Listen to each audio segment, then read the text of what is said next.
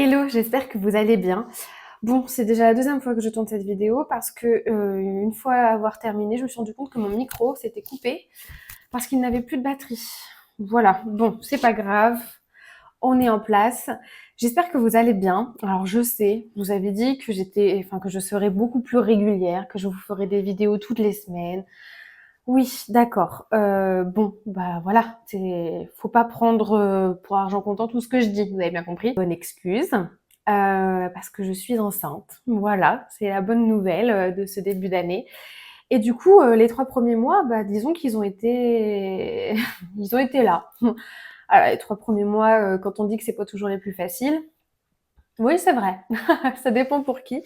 Mais du coup, ouais, c'était un petit peu, on va dire, compliqué, très fatiguée, et cetera. Bref, c'est pas le sujet de cette vidéo. Et du coup, je suis de retour et je pense, j'espère, je vais tout faire pour vraiment me tenir à une vidéo par semaine. Voilà. Déjà, vous allez avoir celle-là. C'est bien. Sachant que j'ai failli me démoraliser, enfin, ça a failli me démotiver, hein, cette histoire de micro, hein, vraiment, hein. Je retourne la vidéo, je retente, avec plus de lumière parce qu'il commence à faire nuit, 3 heures après avoir prévu de l'enregistrer, hein. Bref, passons. Donc aujourd'hui, on se retrouve pour parler du cycle lunaire de février. Comme la vidéo, en fait, la dernière vidéo que j'ai sortie, où je vous avais parlé du cycle lunaire de décembre, je crois, ou de janvier. Non, j'ai pas fait janvier. Donc de décembre, il me semble que c'était celle-là. Et donc, je vous parlais un petit peu de la pleine lune et de la nouvelle lune qu'on allait retrouver au cours de ce cycle. Sachant qu'en décembre, on a eu 2 nouvelles lunes et je me souviens que je vous avais dit que je vous parlerais un petit peu de pourquoi est-ce qu'on l'appelle nouvelle lune du CID. Je l'ai pas fait. Et ben en fait, les nouvelles lunes, quand il y en a 2 dans le même mois, et ben la deuxième, on l'appelle la nouvelle lune pardon du CID. Voilà. Je vais pas forcément vous reparler du cycle, enfin de ce qu'est un cycle lunaire, etc.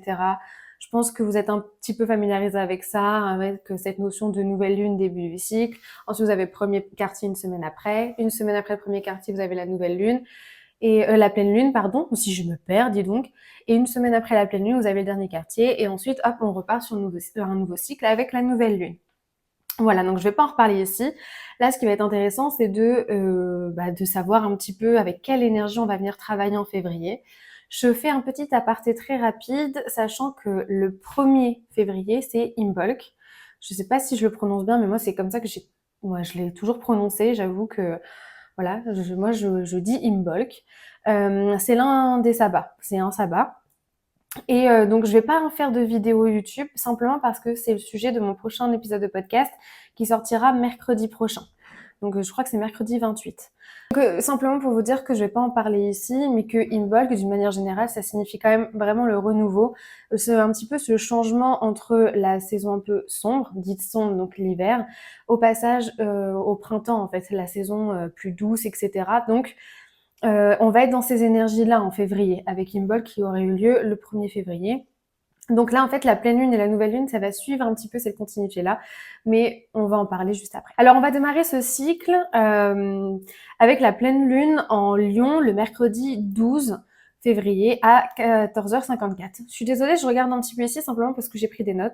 Avec la grossesse, alors déjà que la mémoire, des fois, c'était compliqué, mais alors là, avec la grossesse, je vous en parle même pas. Comme je vous avais dit, à chaque fois, pour les pleines lunes, je vais faire un lien avec l'esba. L'esba, c'est la manière dont on parle en fait des pleines lunes. C'est la manière dont des fois la Wicca, les choses comme ça vont venir les célébrer avec la roue de l'année, etc. C'est le côté un petit peu plus sorcière, si vous voulez. Et du coup, donc cette pleine lune, elle est appelée aussi la lune des tempêtes. Alors, elle porte son nom simplement parce que c'est souvent la période où, sûrement que vous le voyez un petit peu en ce moment, mais il pleut beaucoup. C'est une période très pluvieuse où il y a pas mal de vent aussi, où ça souffle énormément. Donc voilà, c'est un peu cette notion de tempête, etc. D'ailleurs, lors de cette pleine lune-là, on ne fait pas de rituel. On ne fait pas de rituel parce que justement les énergies sont très ça souffle quoi. Et donc en fait, on est vraiment dans ce côté, oui, ça souffle, il y a du vent, etc. Donc c'est pas vraiment propice pour faire des rituels. La plupart du temps, c'est vrai qu'en pleine lune, des fois on peut faire des rituels de libération, des choses comme ça. Là, c'est pas vraiment l'énergie adaptée, c'est pas vraiment ce qu'on va préconiser en fait. La chose que par contre on va essayer de privilégier, ça va être la purification. Donc la purification de votre lieu de vie, donc de votre maison, etc. Mais aussi de vous-même en fait. C'est se nettoyer, se purifier énergétiquement parlant. C'est un très très bon moment pour pour faire un soin énergétique, pour vraiment venir se recharger, débloquer ce qui doit l'être, faire le plein d'énergie plus positive, etc. Mais surtout, ouais, vraiment de nettoyer, de purifier votre maison. Petit aparté rapide encore une fois sur comment purifier. Vous avez plein de manières de le faire. Moi, c'est vrai que je fais énormément à la sauge ou au romarin. Ça marche aussi très très bien. Pour moi, le Palo Santo, ça purifie, mais tellement peu. Pour moi, ça va plus venir rehausser la vibration, le taux vibratoire d'une pièce. Donc, ça peut être bien, une fois que vous avez purifié, de passer un petit coup de Palo Santo. Ça, ok. Mais pour nettoyer vraiment une maison en profondeur, la sauge et le romarin, ça reste très bien. Quand on se sert de la sauge, on fait attention à l'intention qu'on pose. On ne peut pas demander à une énergie de partir si on lui demande pas de combler ce vide par quelque chose d'autre. Donc, quand vous passez votre sauge, par exemple, vous posez l'intention que toutes les énergies négatives partent de cette maison, mais du coup, vous posez aussi une intention inverse qui va être de remplir les lieux d'énergie positive. Donc ça, c'est vraiment important, ça, faut vraiment penser à le faire. Et donc, voilà. Après, moi, il y a une autre méthode que je fais pour purifier ma maison, c'est le Reiki. Après, parce que j'ai une formation Reiki, et donc automatiquement, je me sers des symboles. Voilà, moi, c'est vraiment la manière, quand j'ai envie vraiment de prendre plus le temps et de faire un gros nettoyage et une grosse purification et bien protéger aussi ma maison, je vais le faire au Reiki. Mais ça prend énormément de temps. C'est vrai que ça prend du temps parce qu'on doit faire des symboles sur chaque mur. On doit passer 2 symboles d'ailleurs sur chaque pente mur, le sol, le toit, au plafond. Donc voilà, ça peut être plus long et puis après c'est pas accessible à tout le monde, c'est-à-dire que si vous n'êtes pas formé au Reiki, vous pouvez malheureusement pas le faire. Mais après il y a plein d'autres manières, hein, comme je vous ai dit, la sauge, etc. C'est bien. Vous pouvez mettre du gros sel aussi vos fenêtres, au niveau de vos fenêtres, de votre porte d'entrée, toutes les portes, etc. Mais ça permet surtout, ça évite surtout aux énergies de rentrer. Donc si vous voulez d'abord nettoyer, il faut vraiment décaper à l'intérieur, donc la sauge, etc. C'était la petite parenthèse. Les choses à faire aussi lors de cette pleine lune, ça va être du tri. Ça a été déjà un petit peu les choses que je vous ai dit, plus en décembre pour préparer la nouvelle année, etc. Mais là, on est aussi dans une période de renouveau, comme je vous avais parlé avec Imbolc, qui est vraiment cette notion de renaissance. On passe de la saison sombre à une saison plus claire, on arrive au printemps. Donc en fait, c'est le moment de faire du tri, de ranger, de désencombrer. C'est vraiment plus le mot qui me vient, c'est plus de désencombrer. Je désencombre ma maison et quand je fais ça, en général, je désencombre mon esprit.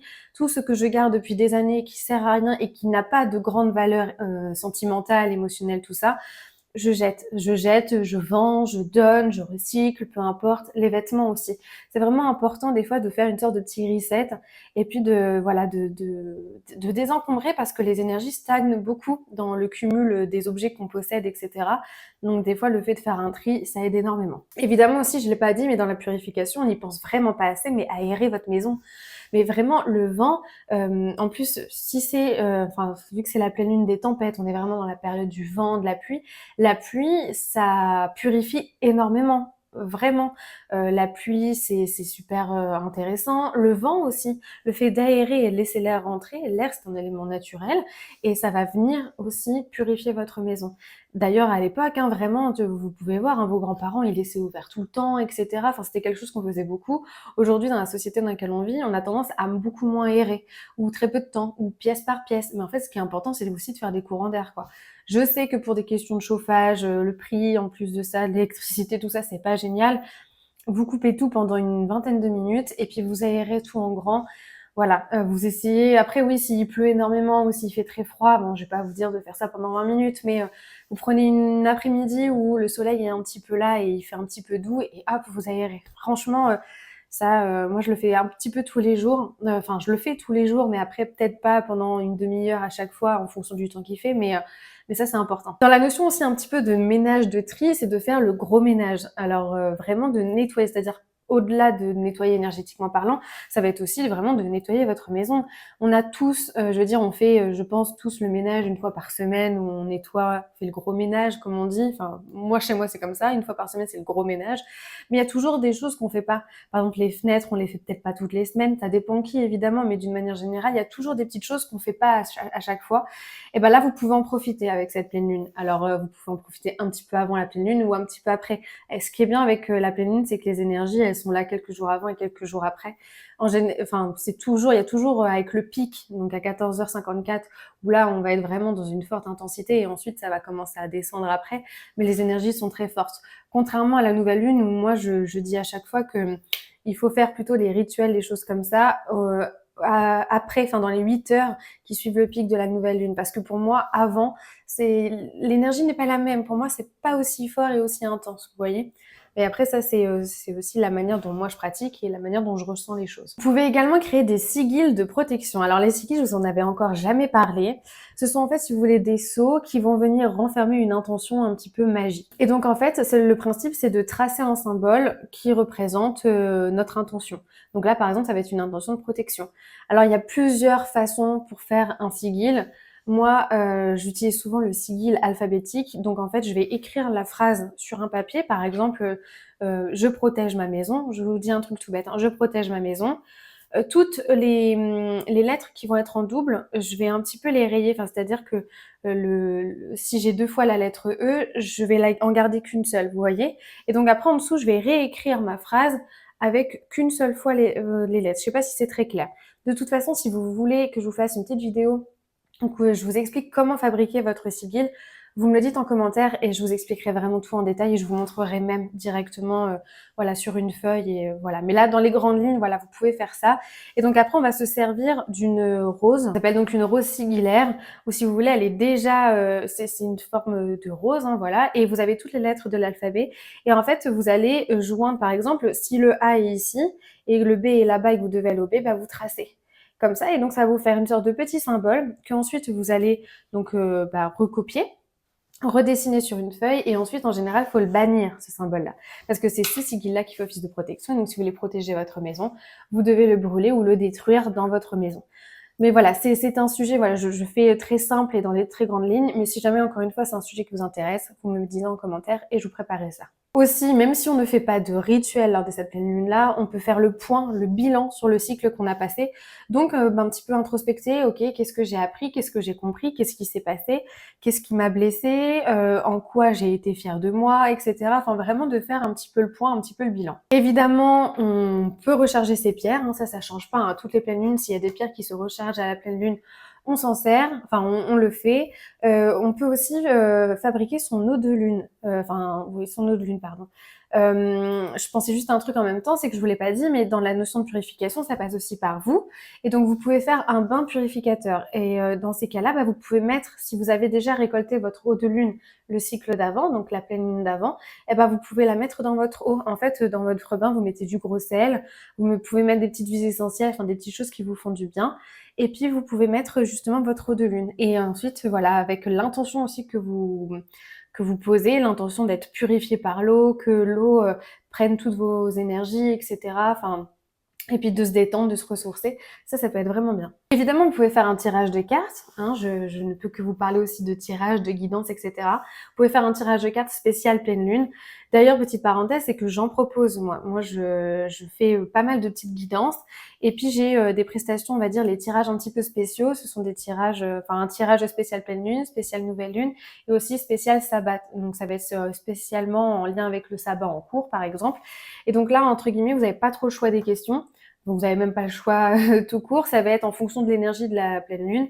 Donc voilà, ça va être, les cartes vont ressortir, ça va être 5-6 cartes à peu près, qui vont sortir et qui vont chacune vous aiguiller par exemple sur qu'est-ce que je dois laisser mourir, qu'est-ce qui doit partir, qu'est-ce que ci, qu'est-ce que ça.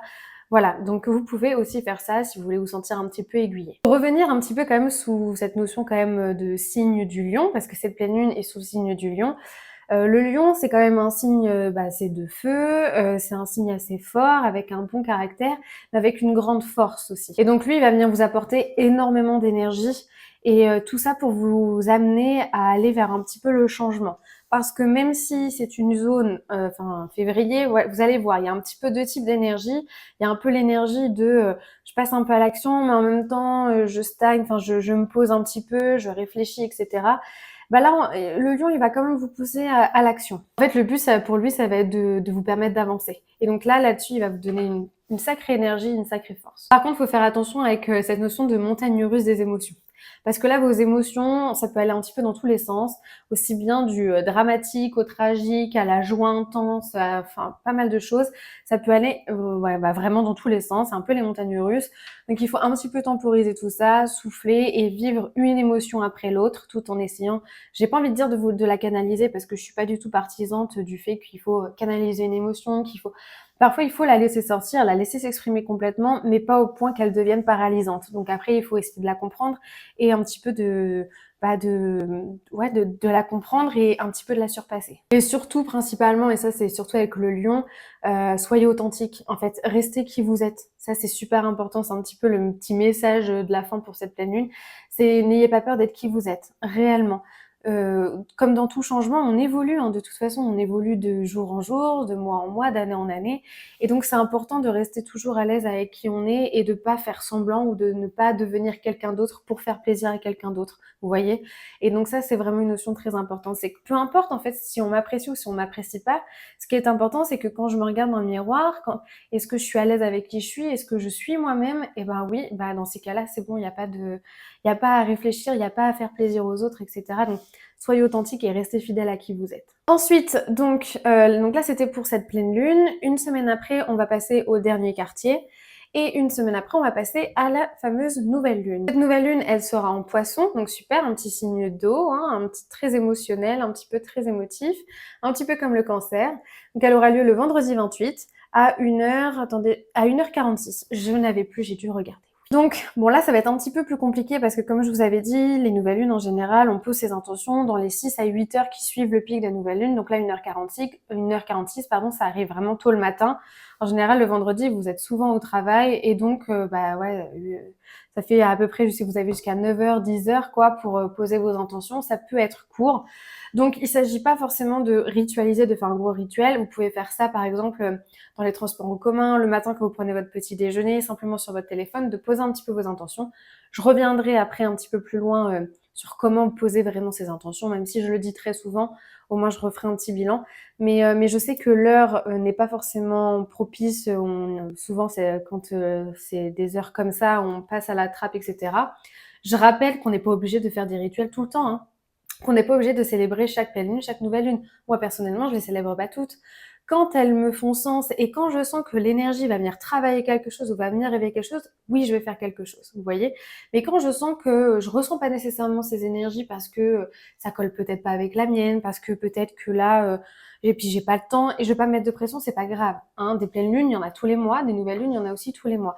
Il faut essayer de savoir laquelle nous parle le plus. Donc c'est pas grave si on loupe vraiment pas, vraiment faut pas.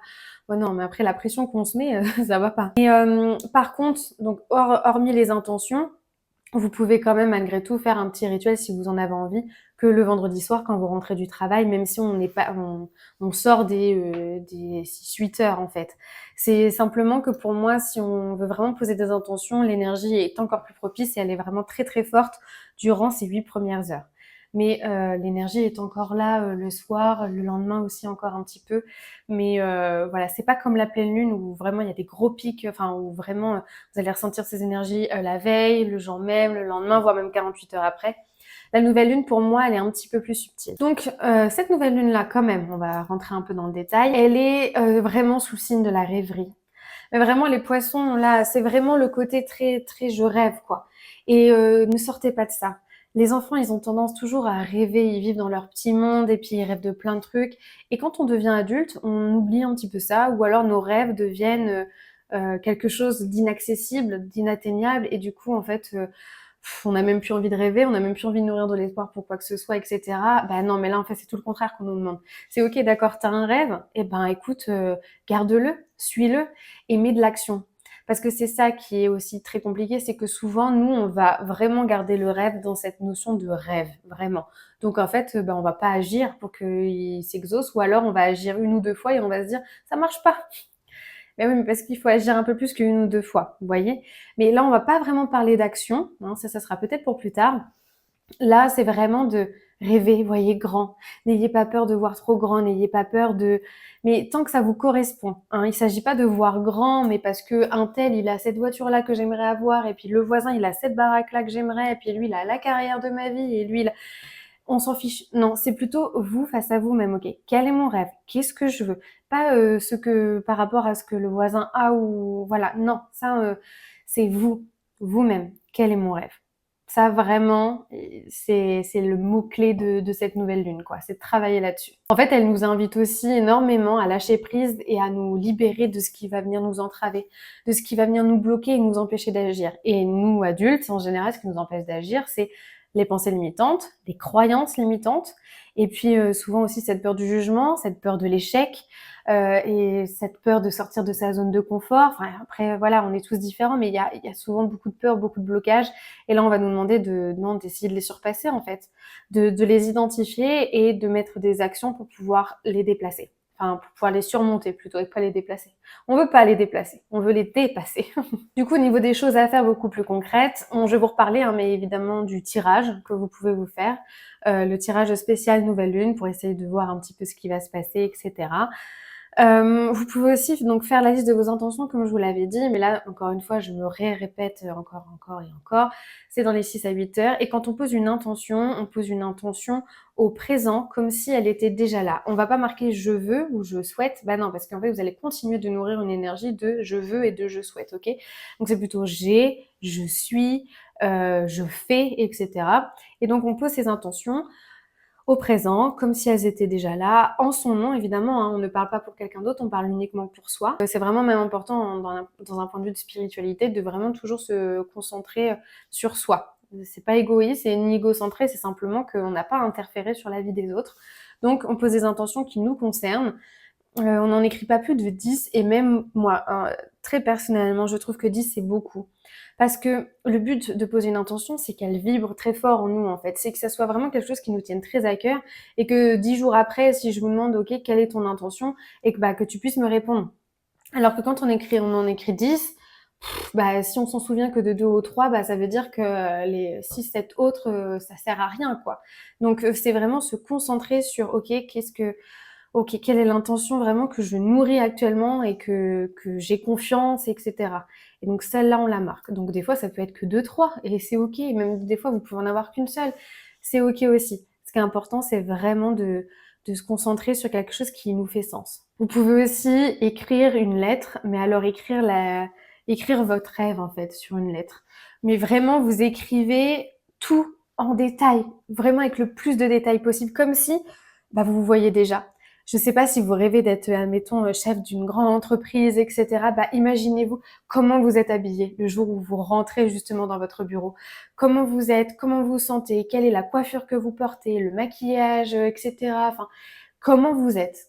Vraiment. Et vous décrivez ce que vous ressentez, comment je perçois les choses, je suis entourée de qui, enfin voilà, après ça peut être flouté parce que finalement on ne sait pas vraiment de qui on sera entouré, mais vraiment je décris mon rêve, mais vraiment le plus détaillé possible. Ça c'est important. Il faut faire attention à pas trop nourrir un espoir et ensuite se dire que ouais mais enfin j'ai marqué mon rêve mais de toute façon voilà ça marche pas puis il est trop grand etc. Rien n'est vraiment trop grand pour vous. Après, ça dépend simplement si c'est réellement fait pour vous et si c'est réellement ce que vous devez avoir dans votre vie aussi. Des fois, on aurait tous des rêves, mais on sait au fond de nous, quand on va chercher, quand on va titiller, que ouais, ok, c'est un rêve que je kifferais, mais qu'en même temps, c'est pas accessible. Moi, par exemple, mon rêve, ça aurait été de devenir actrice. Ok, pas actrice forcément français et tout, mais dans les films de fou, les films d'action, des séries. Enfin, voilà, moi, par exemple, Viking, hein, des choses comme ça, j'aurais énormément aimé, mais vraiment, ça aurait été un rêve. Mais je sais que ça va rester de l'ordre du rêve. Je le sais au fond de moi que c'est même pas que c'est pas possible, parce que je sais pas, si je me bouge à fond, on sait jamais, etc. Mais j'ai pas envie de le nourrir, ce rêve-là, vous voyez. Je veux qu'il reste simplement dans l'ordre du rêve. Voilà, voilà, je sais que c'est ce petit truc, mais voilà. Par contre, il y a un autre rêve qui me tient à cœur, c'est par exemple mon activité, mon entreprise, ma famille, mon enfant et la vision que j'ai de l'avenir et tout par rapport à moi, ma réussite, enfin bref, tout ça. Et ben ça, je sais que ça, c'est un rêve que je nourris réellement. Et donc, c'est un rêve qui fait que je pose des actions tous les jours au quotidien et que je fais. Et que même si j'ai des bâtons dans les roues, parce que croyez-moi, ça pourrait être le sujet d'une vidéo, j'en ai plein, j'en ai tout le temps, quasiment tous les jours. Enfin, c'est une lutte parfois, j'ai l'impression, constante. Mais dès que je commence à entendre que c'est une lutte, bah, je me dis, je vais continuer en fait d'attirer à moi aussi cette notion de lutte et puis que ça va être difficile, etc. Donc des fois, il faut se détacher aussi de toutes les merdouilles entre guillemets qui nous arrivent et se dire ok, je le fais pourquoi? Est-ce que c'est vraiment, est-ce que je vais y arriver? Est-ce que c'est mon rêve? Est-ce que et j'y vais et je me pose pas de questions. Et vous voyez, il y a une petite anecdote et au début de notre relation, mon conjoint m'a dit ouais, mais ça a l'air d'être compliqué quand même de t'en sortir dans ce boulot, et cetera, dans ton taf. Imagine, tu continues de lutter encore, encore et encore, et puis tu arrives à 80 ans, et puis tu toujours pas réussi ton objectif. Enfin, je sais pas, tu vas pas être déçu, tu vas pas regretter d'avoir passé toute ta vie à lutter pour quelque chose, entre guillemets, tu vois, la notion de lutte. Enfin, tu vas pas regretter d'avoir passé toute ta vie à essayer de construire un truc que t'as pas réussi. Alors que là, bah, je sais pas, tu devrais arrêter parce qu'au début, il me voyait vraiment dans des états où je donnais tout puis que ça marchait pas, etc. Et donc, des fois, il me disait, mais en fait, arrête et fais autre chose ou trouve autre chose, etc. Et je lui ai dit que, bah non, parce que même si à 80 ans, j'arrive à 80 ans et que j'ai pas réussi, le chemin que j'aurais parcouru, ça sera ma réussite. Parce que j'aurais appris, parce que j'aurais compris, et puis parce que du coup j'aurais expérimenté telle chose, et j'aurais été quand même pour moi jusqu'au bout, même si la finalité, elle aura pas été accessible ou que voilà, enfin, j'aurais pas réussi entre guillemets, j'aurais réussi le chemin, j'aurais réussi le parcours. Par contre, si j'aurais abandonné tout de suite parce que c'était trop difficile, parce qu'il y a eu trop de bâtons dans les roues, parce que c'était compliqué, etc., j'aurais vécu toute ma vie avec le regret de ne pas avoir essayé encore plus, et encore plus, et encore plus. Donc après, tout dépend comment vous nourrissez vos rêves, tout dépend aussi quel sacrifice, entre guillemets, vous êtes prêt à faire, même si j'ai un peu de mal avec cette notion de sacrifice, dans le sens où ça peut en être, oui, mais après, tout dépend aussi de vos priorités, tout dépend aussi de comment vous nourrissez votre rêve. Bref, je m'éloigne énormément du sujet, voilà. Mais c'est vraiment cette notion de, voilà, d'écrire votre rêve, de pas avoir peur de voir grand, mais gardez toujours en tête que on ne sait pas la finalité. Si ça se trouve que vous allez passer, oui, toute votre vie à essayer de construire quelque chose qui n'aboutira pas, et il faut être OK avec cette idée-là. Il faut pas, en fait, vous ronger pour ça. Il faut plutôt vous dire que, en fait, je m'en fiche, je vis chaque instant et j'essaie de construire quelque chose. Je construis quelque chose quoi qu'il arrive, même si c'est pas le but ultime de ma vie. Mais au moins, je fais quelque chose et je sais que ça a du sens au moment où je le fais. Ça, c'est déjà super. Enfin, pour moi, ça, c'est une victoire déjà. Tous les jours, de se dire que je fais, enfin, ouais, je fais ce qui me plaît, quoi. Même si ça marche pas. Bref, pour finir un petit peu avec cette nouvelle lune, on vous demande aussi quand même de ralentir. Ok, à la pleine lune, il y avait un petit peu cette notion d'action. Là, on est quand même vraiment dans ce côté très rêverie. Donc finalement, c'est pas forcément le moment de mettre plein d'actions. Vous aurez bien le temps après, hein, de mettre plein d'actions et tout. En général, le printemps, l'été, c'est là où on met beaucoup d'actions. Là, c'est plus, non, mais non, là, je rêve. Je prends vraiment ce temps pour moi pour rêver, pour me poser un petit peu des questions, pour prendre soin de moi, pour rêvasser, enfin voilà, c'est vraiment, je souffle un petit peu là. Par contre, on fait attention à pas trop s'isoler pour autant parce qu'on peut avoir tendance à vouloir se renfermer dans sa bulle pour rêvasser. On fait pas les extrêmes. Encore une fois, les extrêmes ne sont pas bons, donc on va pas s'isoler du monde entier, etc. C'est pas non plus la chose à faire. On reste pas trop dans ses habitudes. Je sais que c'est un peu contradictoire avec cette notion d'action parce que quand on veut changer d'habitude, on met un peu d'action. Ce que je veux dire par là, c'est que des fois, ça peut être bien de réviser un peu nos habitudes et se dire, ok, bah, moi, cette habitude-là, je sens qu'elle est pas vraiment saine pour moi, donc il va falloir que je change un petit peu, sans changer tout drastiquement non plus, hein. Je vous en avais déjà parlé dans une vidéo, mais voilà, on essaie un petit peu de réviser nos habitudes et de voir si on peut pas essayer de moduler un petit peu les choses. Donc voilà pour le cycle de février avec donc la pleine lune et la nouvelle lune. J'espère vraiment que cette vidéo vous a plu. N'hésitez pas, hein, voilà, à mettre un petit commentaire, un like, à partager, etc. À faire tout un tas de trucs qui peuvent m'encourager, évidemment, à vous abonner. Ça, c'est vraiment très important, s'il vous plaît, quand même. Voilà, allez, attends. Hein? Bon, je vous fais confiance, hein. Et bah écoutez, moi je vous dis à la semaine prochaine. J'espère m'y tenir. Pour une vidéo qui sera, je pense, un petit peu particulière, parce que je pense que je vous parlerai de mon expérience avec la grossesse, sachant que ce n'est pas ma première. Ah ouais, petit spoil. Bah non, c'est pas ma première, et du coup, je pense que je vous partagerai un petit peu cette expérience-là. Donc ça n'aura pas grand-chose à voir avec tout ce milieu un peu spiritualité, quand bien même si. Si, je pense que bon, ça sera une bonne vidéo. Je pense qu'elle sera un petit peu longue. Hein, mais je vous prépare comme ça. Hein, voilà. En tout cas, je vous souhaite une belle journée et je vous dis à très vite.